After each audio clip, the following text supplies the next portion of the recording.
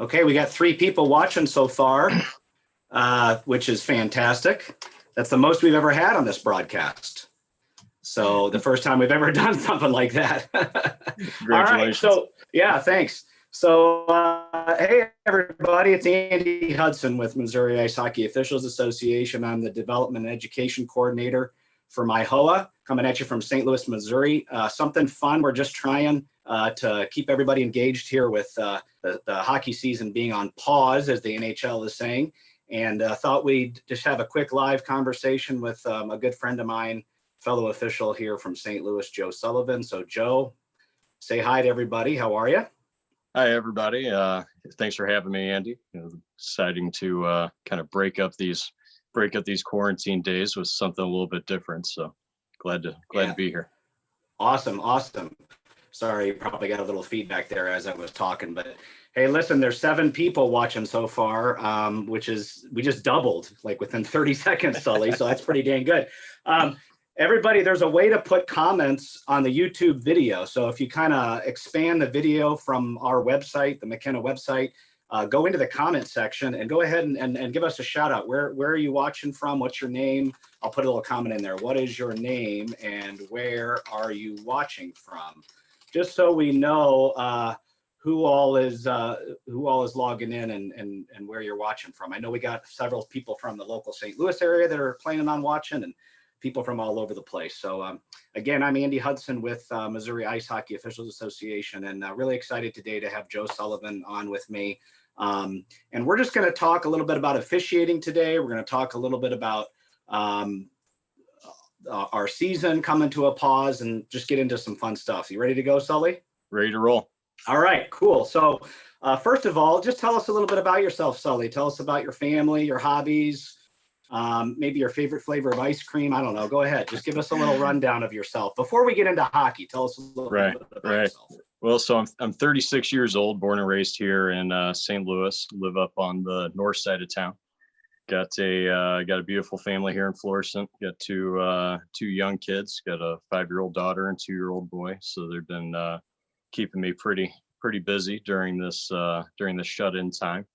But outside of that, just, I don't do too much. Love playing golf.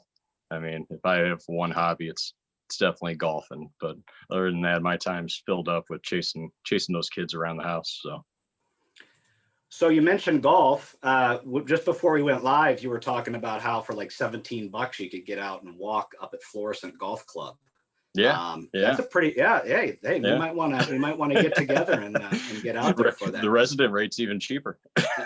Well, and you're a resident, aren't you? Yeah. Okay. And if I'm not mistaken, you were born and raised in Florissant, and you still live there. Is that correct? Yep. Still live here. Lived here pretty much my whole life, with the exception of a couple of years in college and a year away when I was working in the Coast League, living down in Charlotte. But always been true to my roots, and it's nice being close to my parents, being close to my brother as well. Kind of gives us a little bit of family infrastructure, which is great for the grandkids. Awesome. So, okay, let's dive a little bit deeper. Everybody's here to hear about officiating, I assume, unless they want to just hear about your golf game, but we could talk about that too. You are a referee in the National Collegiate Hockey Conference, and you've been there for a couple of years, but just tell us a little bit about your reaction to the season getting cut short, and what that was like for you, and kind of maybe what you were expecting, how far you were expecting to get in the season, and the impact on you personally, and maybe your aspirations for the season.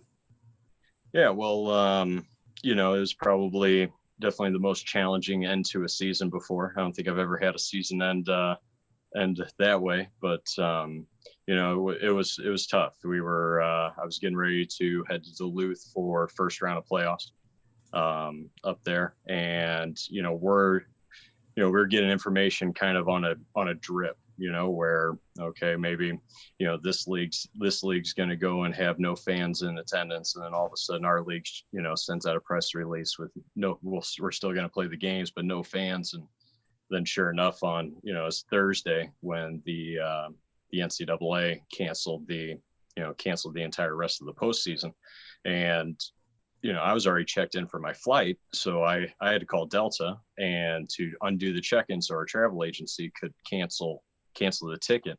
And the callback wait time was over 8 hours, which, kind of showed you the brevity of the situation as far as the airlines go. But, it was, it's not the way you want anything to end. You never want things to end that are out of your control, whether it's on the ice during a game or some crazy situation like that. So, I had high hopes for this year. This is my 7th year in the NCAC. Been fortunate to have a good amount of success, postseason success with this league. And this year was no different. My goal every year is to work the championship game in our conference and then see where it goes from there with the NCAA, regionals and Frozen Four, but our teams being involved in the tournament also play a factor into that equation. So you try to do what you can from a conference standpoint, and then whatever happens after that is, just additional feathers in the cap. But, it was definitely hoping to work that championship game and, really just hoping to get back to St. Paul for our Frozen Face-Off. It's kind of the funnest weekend of the year for us as officials because, it's a core group. A lot of guys who are in that group have been going there, to the Frozen Face-Off every year. And it's guys who I've come up the officiating ranks with. So friends of mine for, 10, 12 years. So, that's the biggest thing that, I don't like missing out on is that weekend being with the guys. Yeah. I can imagine that was a huge letdown. And the fact that everybody in the world, not just the U.S., well, definitely the U.S., but everybody in the hockey community was just all of a sudden shutting it down. That had to be a big impact on everybody. I'm looking at our live stream now. We got more people watching. So once again, it's Andy Hudson coming at you from Missouri Ice Hockey Officials Association. We got Joe Sullivan here as a guest. I'm going to go back to the gallery view real quick, but looks like our friends with Team Stripes are logged in. So hey, Brandon. Hey, Team Stripes team. We love your guys' support. We love all that you do for hockey and officiating. We got somebody named Jack coming in from Huntsville, Alabama, the hockey hotbed of Huntsville, Alabama, right? Love the Havoc. There you go. Yeah, you've probably reffed down there before, haven't you? A few times. Okay. And then Ryan Saffer from here in St. Louis. Ryan, good to see you for joining us. Thanks. Didn't see you out on the ice much this year, Ryan. I wonder what something was going on. Maybe you can put that in the comments. Somebody named Shaney308 says, hi, guys. So Shaney308, why don't you type in where you're from? Could that be? Could be from Springfield, Illinois. Do you think it is from Springfield, Illinois? The one and only Shaneman? Let's hope so, because he's a good friend from Springfield, Illinois. Speaking of Springfield, Illinois, and we're just going to go off script here for a second. How many games do you think you've skated in Springfield, Illinois, the Junior Blues up there in the North American Hockey League over your time? I mean, it had to be over between the time that I was lining and the time that I was reffing, because I started at 16 on the lines in the North American League, so it had to be over 3-4 dozen. Right. That was a home game for us because we didn't always have the Sting were around for a couple of years, but they weren't. Springfield's always been there. So awesome.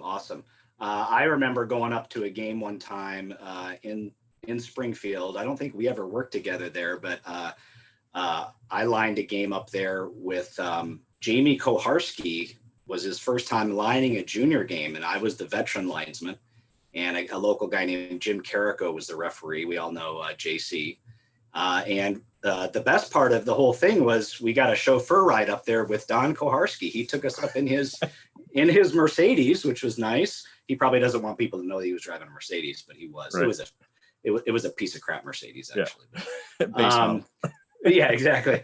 But Mike McKenna was actually on the ice as a goalie for that game, if I'm not mistaken. I may have the games mixed up, but he definitely played goalie for the Springfield Junior Blues. And as many of you know, Mike McKenna is the grandson of Bill McKenna. And Bill McKenna was one of the top local hockey officials in St. Louis for many, many years. And the foundation that we formed back in 1998, I believe, is called the Bill McKenna Memorial Scholarship Foundation. We provide scholarships for all sorts of hockey officials here in the St. Louis area. And the camp that we're involved in, the Tim Peel referee camp, actually benefits the McKenna Scholarship Foundation. So we'll talk about the Tim Peel camp a little bit later, but kind of just a funny coincidence that you and I together have probably skated with Mike McKenna a handful of times. Right. Well, And it's actually Mike was involved in one of my favorite stories from Springfield, Illinois, because I was on the lines, and I believe Jerry Burt was on the other line, and we had Dan Monticelli, who was a scheduler for the Junior B leagues. He was reffing, and Mike ended up, about a minute left. St. Louis had their goalie pulled, and Mike grabbed the puck and shot it down the ice. And you know how low that roof is there. I mean, the thing may be cleared underneath by about, a foot. Goes right in the middle of the net. Well, it's St. Patrick's Day in Springfield, Illinois. So it's Dollar Beer Night, Dollar Green Beer. The place is just packed. And he's out there. He scores the goal. He sees it goes in. He goes to the blue line, starts doing snow angels on the blue line. So, so what does Monticelli do? Monticelli gives him misconduct. Good. Hey, good thing it wasn't college rules. Right. He'd be going to sit. Yeah. So we got some people tuning in from near London. Oh, Eva Harrison. I thought this said London, like London, Ontario. She's watching from London, the UK, United Kingdom. So Eva Harrison, welcome out there. Sam from St. John, New Brunswick is up there. But a little interesting rule in college hockey, and maybe you can touch on some other differences, but why don't you touch on that one that we were just talking about if a goalie gets a misconduct or maybe any other penalties? Yeah, and NCAA, and that goes for ACHA as well for the guys in town at Work College Club. Goalies serve misconducts in college hockey. So, it's just something to think about while you're giving abuse, is that giving abuse penalties, the goalie's really giving it to you and you feel like you have to give him a 10. He's going to be going to the box and sitting for it. So, but yeah, it's just one of those weird nuances. I don't understand why it was put in that way, or, why it's never taken out, but we saw it.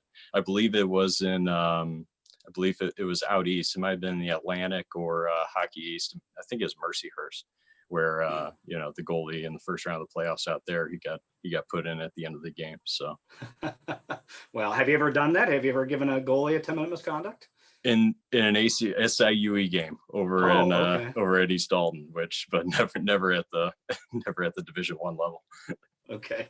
Well, for those of you that are from out of the St. Louis area, SIUE is Southern Illinois, Edwardsville. And we've got a lot of college hockey here in St. Louis at the ACHA level, which is American Collegiate Hockey Association, club hockey. In fact, I don't know if you heard this yet, Sully, but the Blues and Centene, which is the Blues practice facility, and the St. Louis Sports Commission just announced that in 2022, St. Louis is going to host the ACHA National Championships. And it's something like over 70 teams, men's and women's, and maybe about 100 games over the course of like 10 days. Did you catch that in the news the other day? Yeah, and that's really cool. It's so the ACHA kind of changed the way that they ran their championships, I think just in the last few years, where they have all three divisions now at one site. So with our new building here at Centene, it's a perfect location for it. There's going to be a lot of opportunity. Obviously, we'll have some guys coming in from out of town to work those games as well, just like guys from St. Louis have traveled, for those tournaments too. So good opportunity to showcase the St. Louis area. And, I both played and ref that tournament, and from both sides of the ball, it's a well-run tournament, even back in the days when I was playing, which was a long time ago. So Did they have, did you have to wear face masks back in those days? I'm just kidding. Chicken wire. Yeah, chicken wire. Okay, good. Let's get back to kind of some of our topics. You talked about a fun game that you had up in Springfield, Illinois. I bet you got a lot of other kind of memorable games, but are there one or two games that stand out as kind of your most enjoyable games in your career? Yeah, you always have a couple that are, that you remember more than most. For me, I think definitely the ECHL final that I got to work back in 2011. I had a game 3, went to double overtime down in Fort Myers, Florida.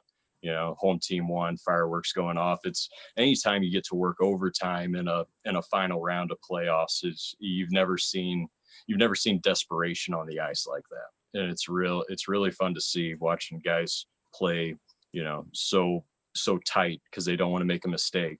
But with such desperation because they want every ounce of energy is just to win a game. And, it was really neat to see. It was like 108 degrees that day. It's June in South Florida. It was probably 92 inside the building. I lost a lot of weight that game, but that was a fun one. And the other one that I always go back to, it was 3 years ago up in North Dakota. I got to do the first North Dakota versus Minnesota matchup after the league split. So it was the first time that Minnesota had been up to Grand Forks in 5 years. And I've never seen a place fill up for warmups before, but that was pretty cool. All the way up to the rafters, and it was a crazy environment. So that was a fun one to work to. Awesome.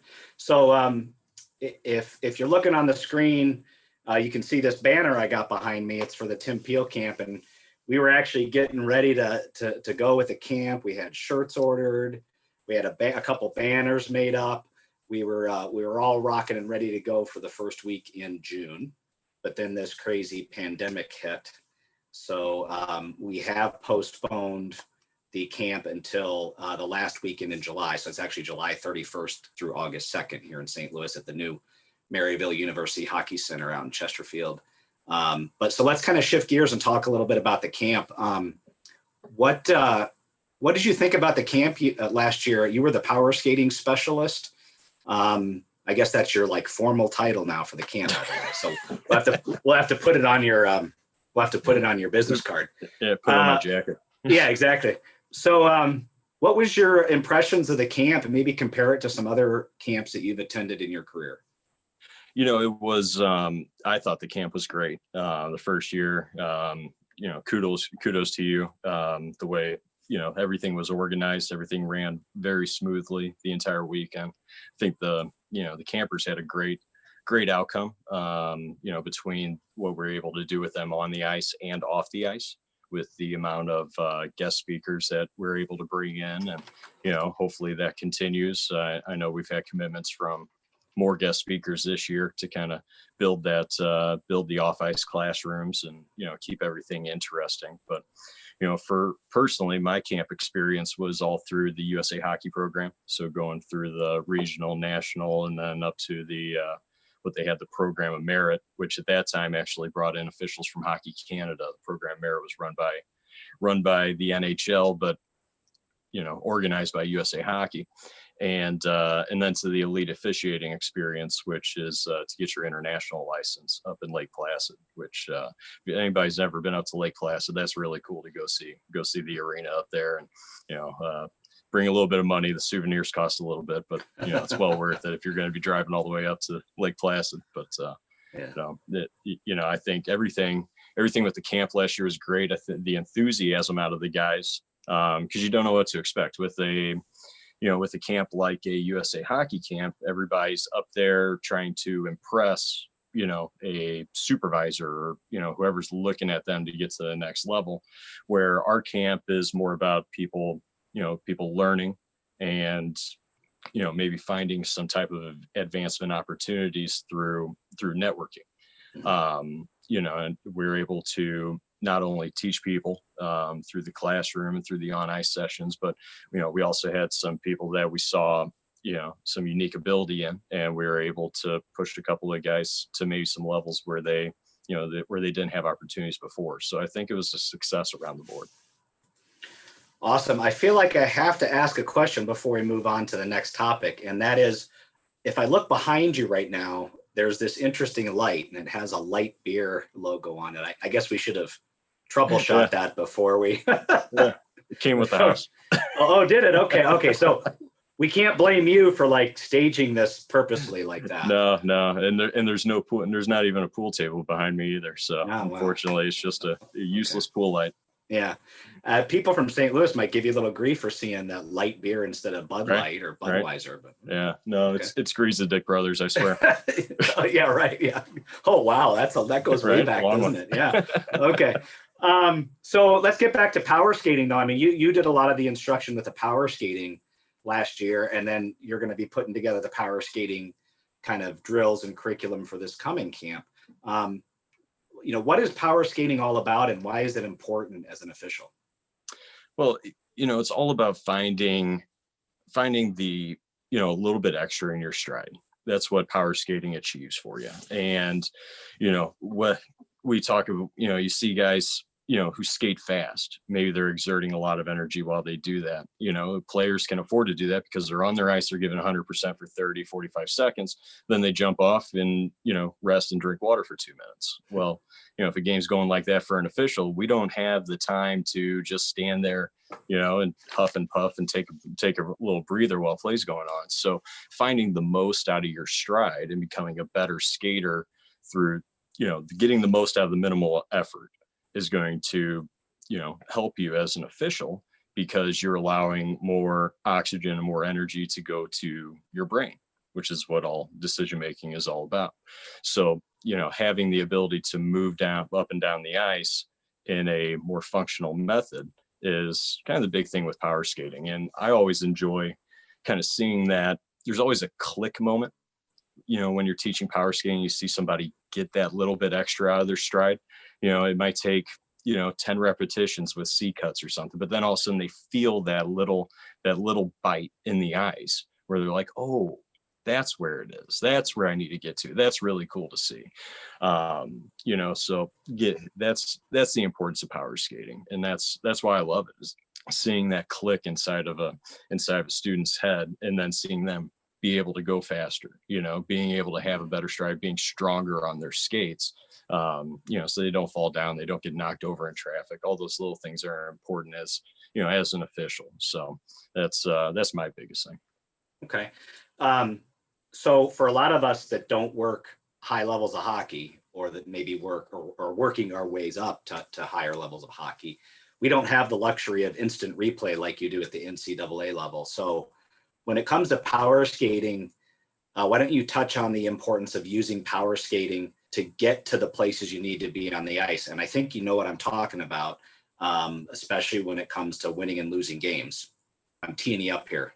Right. Well, so even at our training camp, we still work on power skating with our director of officiating, Don Adam. He teaches power skating at the California officiating camp that's run by Michelle Boyer out there, and has been doing so for, I think, 22 years. But our focus is always on the first 2-3 strides. That's what a lot of our focus is on with power skating, because it's so important to be able to get up to full speed quickly.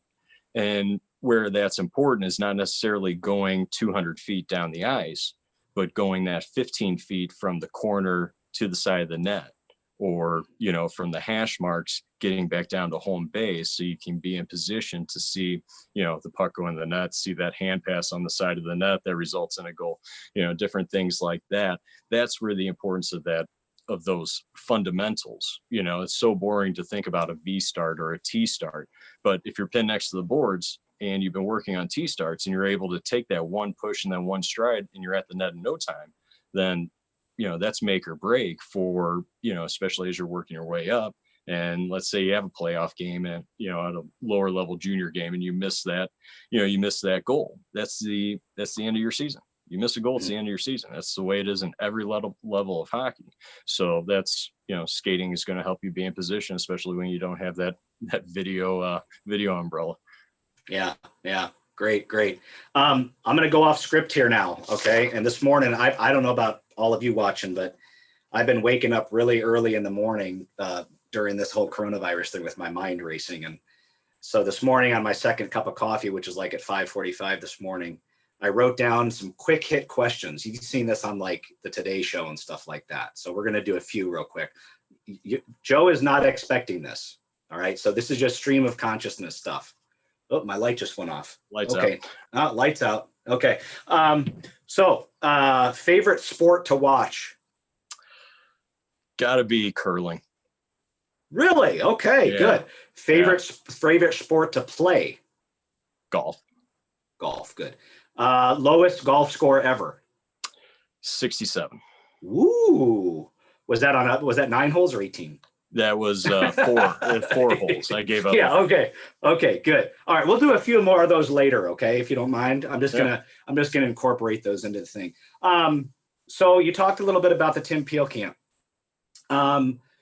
Talk about some of the other instructors in the camp and kind of what they bring to the table. And maybe you can mention how all of us are doing this to benefit a bigger cause, and we're really not putting any money in our pocket. Can you touch on that and maybe talk about the team that we have put together this year?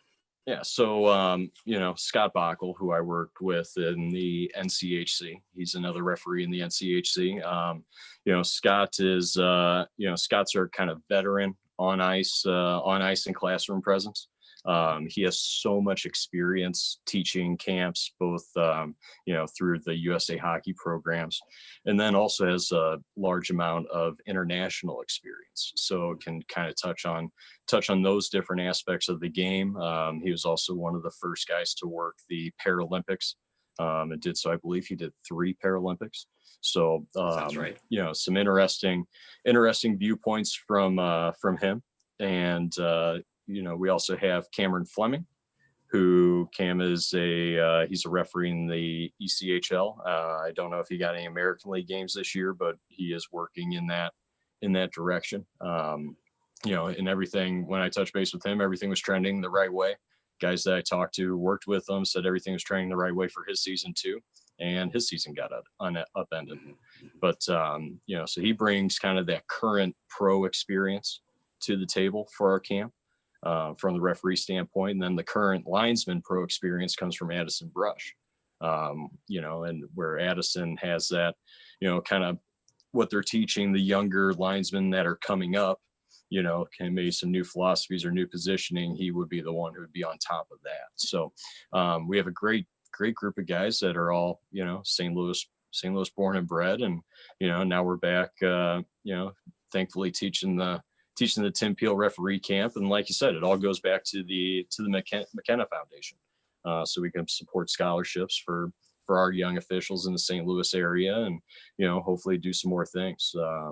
The McKenna scholarships near and dear to me because my dad was one of the people who, helped to start the foundation. I remember loading the 3 Blind Mice t-shirts into the trunk, because we're, that was kind of the first fundraiser for it was, selling those t-shirts, and everybody wanted one. I think they were like $10, and if he was going to grab a game with you, you called up my dad and you grabbed 3 of them. They're great undershirts for reffing at the time too. I still have a couple that I wear. Did we sell them down at the VP fair? We might have. No. We sell VP fair shirts. We did. We did it as a fundraiser. Yeah. It's like called the Fair St. Louis here, and for those of you that weren't here, everybody still calls it the VP fair, right? Right. But that's awesome. Don't forget about Andy Bethman. He's actually going to help us this year too. At the camp. Andy currently works at the NCAA level in the Atlantic Hockey Conference. Atlantic, yep. Yeah. Under Gino Benda out there. Gino Benda Senior, right? Senior. Okay. Or is he junior and the other one's junior, or he's senior? I don't know, whatever. He's senior. Yeah. Okay. He's just senior. Okay. So Andy Bethman's going to be joining us too. And of course, Tim Peel will be there the whole week. I have gotten to know Tim Peel quite well in the past couple of years. And I have to tell you, his ability to talk with everybody at the camp was just infectious. So positive, such a great person, so supportive. Just having him here in St. Louis has been fantastic. Hopefully he's watching today, and I'm kind of kissing his butt right now. All right, let's do another quick hit thing. Are you ready? Ready. Okay, we're going to do another quick hit thing. Your favorite band or musician? Favorite band or musician? That's got to be Bob Seger. Oh, I like that. Chicken or steak? Steak. Steak, of course. Super salad. Salad. Good for you. Favorite retired NHL referee? Man, it's got to be Billy McCreary. Oh, yeah, you got to love Gotta be. Oh, he's awesome. He's awesome. Okay, that was just another quick hit thing. So, by the way, for those of you watching out here, on this page that you're watching from, which is mckennascholarship.com/live, if you go further down onto the page, we embedded the live game supervisions that we did last year. And Sully, who we got on the line here today, was our play-by-play announcer for, I think, 2 of those games, maybe not 3. Maybe Um, I lost yeah, track. but it's something fun we do at the camp. We actually go live during the games, do a little live game supervision, comments to the guys while they're officiating, and that allows them to go back and watch the games, you know, at their convenience. And I find it really helpful, and I enjoy it a heck of a lot too. So. Yeah, no, it's I think anybody at the grassroots level, you know, and even as you work your way up for our guys in town who do, you know, college club games, you never see yourself on video. We don't have those resources at the lower levels. You know, I've been fortunate enough now that, you know, I've had videos of all my games for, you know, over a decade. So video is something that I've always watched to help myself get better because video never lies. It's going to show video is going to show you every flaw and every mistake that you can make. And, you know, it's right there in front of you. So it's a great resource and a tool. And the cool thing that we did last year was using that, using the camera that MIHOA bought, followed the individual referee. So you get a whole period of seeing yourself, someone who's commentating, letting you know, hey, you know, something right here, this is how you can correct this. So you're getting almost real-time supervision that you can then go back to, you know, out of a catalog. So it's a huge resource for the guys. And, you know, it's, yeah, at my level, video is something, if I don't watch video, then I'm not going to have a very long career. You know, we're expected to be watching video immediately after the game. So, you know, coaches think that we're watching video in the locker room in between periods, but we just don't have that technology yet. But, you know, sometimes I wish I did have video in between periods. Well, maybe you could just watch Netflix between periods. Yeah, maybe. Yeah, maybe. That'd be decent. Okay, so just a few more things about the camp that's coming up this summer. I just want to highlight a few things, Sully, if you don't mind. Yeah. Last year, the campers, and we had a great group of campers, I have to say. It's going to be tough to beat them from last year. But last year, every camper on the Sunday got to work a half of a game. We split the games in half. This year, we've actually enhanced that, and every camper is going to get to work an entire game on Sunday this year. And it may be that we have to work some on Saturday and some on Sunday, Saturday evening, and the rest on Sunday. But every camper will get to work an entire game this year at the camp, which we felt is important. We got some feedback on that. So that'll be something to look forward to. Also, Jeff Lavecchio, who I'm sure you know, Jeff, Sully, he's the son of a longtime MIHOA. He was the president for a while. MIHOA. He was the king. He was the king. Everybody knew him as the king. And if you knew him, he'd say, hit the showers like that or something. But the king, Phil Lavecchio, his son, Jeff, is a personal trainer and is training a lot of professional athletes right now, and actually helped train Tim based on his injury earlier in the season, get him back on the ice. And Jeff is going to join us and do some like fitness testing, and man, you should see how fit this guy is. I'm not doing the fitness testing. I'm going to be in charge of sampling the lunch during the fitness testing. Yeah. But he's going to have some great tips for guys on stretching, you know, staying limber, staying fit, and all that. So that'll be something cool to look forward to. So for those of you that are interested in coming to the camp, go to McKennaScholarship.com and click on the logo for the camp. And we'd love to see you there. It's a great time. I think we already have about 20 or so people signed up. A lot of the kids that came last year are returning. It's not just for kids. I mean, obviously, we want to see the younger officials because we want to help them grow. But even if you're an adult or an old guy like myself or a not as old guy like Sully, you can come out to the camp.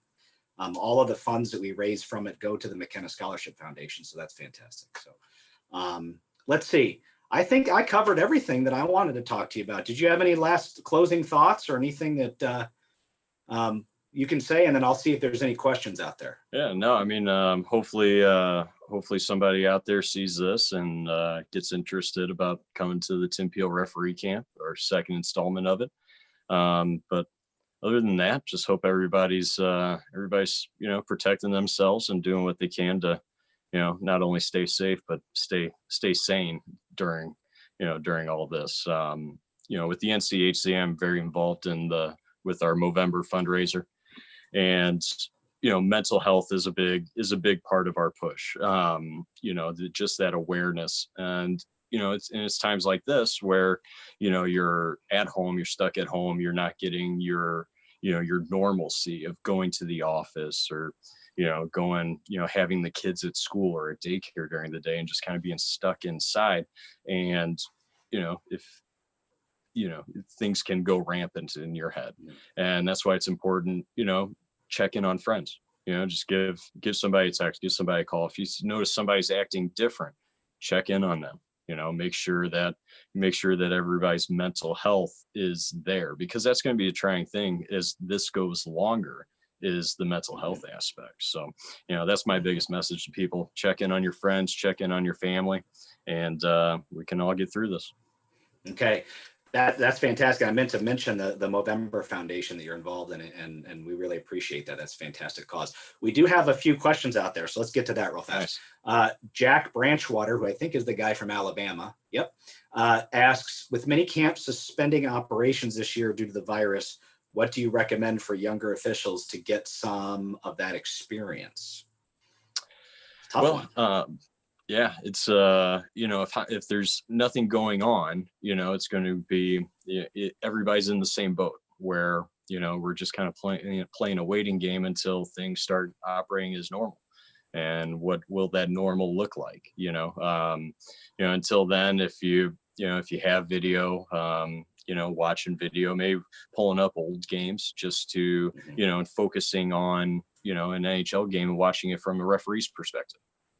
Whereas, instead of watching the play, spending more focus on the referees or the linesmen, watching where they go and how they move with traffic, different things like that. But, as far as myself, I'm really doing nothing right now to keep sharp, because at the end of my season, I always take 4 to 6 weeks off anyway. So I'm just kind of. Well, what about just staying fit? What would be some recommendations to stay fit? Yeah. It's important right now not to be lethargic, be active, whether that's running on a treadmill or, doing some at-home workouts. My wife's involved with Beachbody as a Beachbody coach. So that's the majority of my workouts that I do are from Beachbody. And really I need a few dumbbells and some bands and, a mat on the floor, and I can do, 3 months worth of workouts inside the house right here in my basement. So, awesome. Maybe looking into things like that, which are seeing a huge boom right now because everybody's stuck inside and everybody's wanting to be active, but nobody knows how. So yeah. I think you and I both need to get on the beach tan thing. You're on the Beachbody. Right. You especially, you're really like white there. So you need to get outside more often. We haven't had much time on the course yet. Yeah, that's right. Here's another question from the same guy. Well, first of all, Alex Spence says hello on the chat. Alex was a camper last year. Good to see you, Alex. His call name is Alex Sasquatch, by the way. So wow. He's the elusive Yeti. Okay. So maybe that's his new nickname out there on the ice, Yeti or something. Squatch. Yeah. So Jack from Alabama says a recent poll indicated that 72% of Americans wouldn't attend sporting events without a coronavirus vaccine. How much could those fears impact grassroots hockey participation this fall? Oh, great question. I don't know if we can answer that, but that might be above our pay grade. Yeah. What are your thoughts on that?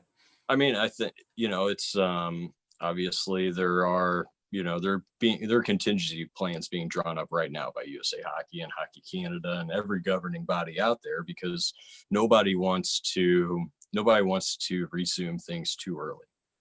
You don't want to be the organization that says, okay, we're fine, we can do this, and then it backfires greatly. So I think everybody's playing it very slow. I mean, would it be out of the realm if the start of the normal hockey season next year, it was still postponed? I don't think that's out of the realm of possibility. I'm hopeful that, living in the greatest country in the world, we can, find either a vaccine or a treatment, and then I think that'll help speed up things getting back to normal, and hopefully we can have a normal hockey season next year. Yeah, let's hope. A couple more questions coming in. Alex is so mad the camp got pushed back. That's not a question, Alex. That's okay. Hey, Huddy, what do you think will be the most exciting thing that we will do at the camp this year? So that's a question for me. So I'll answer that, wow. I guess, since he specifically asked me. Well, Alex, besides watching you officiate, which is always exciting, I'm just joking. You're actually a very good young official. So we're proud of you for that. The most exciting thing this year is, I think, the fact that we're going to give everybody an entire game to work during that live game supervision. But we do have some other enhancements coming, like the live fitness test, or the fitness testing that we're putting together. But a lot of kind of exciting new things that are still in the works. So I don't want to give away the whole thing here, but I think you'll have a great time again, Alex. Hopefully you can make the dates. Another question was, let's see, what was the web address of the page with the live ref play-by-play? It's right below the this broadcast, mckennascholarship.com/live. And then we're going to put a link on it from the McKenna Scholarship Camp page, or the Tim Peel Ref Camp page as well.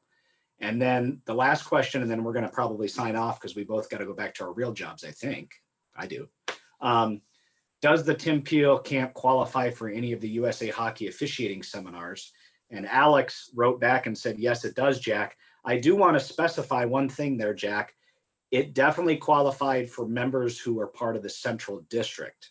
All right, last year. We had to get that approved by the Central District. So unless you're in the Central District, what I would encourage you to do is check with your local supervisor or get in touch with us, and we can kind of talk to your local supervisor or your district supervisor to see if that will qualify for the certification. It did for our local members, it did for Central District members, and we're going to hopefully have that happen again this year. There's no reason why it wouldn't, but I just want to make that little specification there. Okay, anything else, Sully? That's it. Thanks for having me today. No, I think it was fun, and we might try to do this again. I mean, you set a very high bar. No. Okay. So bring Bacco on the bar. Oh yeah. Bacco is known as our, what is he? Our pets, our support pet. I think he's the class clown. Well, yeah, the class clown. Yeah. So maybe we'll invite him on here next. Anyway, thanks to everybody for watching. Thanks again, Sully, for coming on. This was a great conversation. Enjoy the rest of your day. And we'll talk to everybody later. Take care, okay? Thanks, everybody.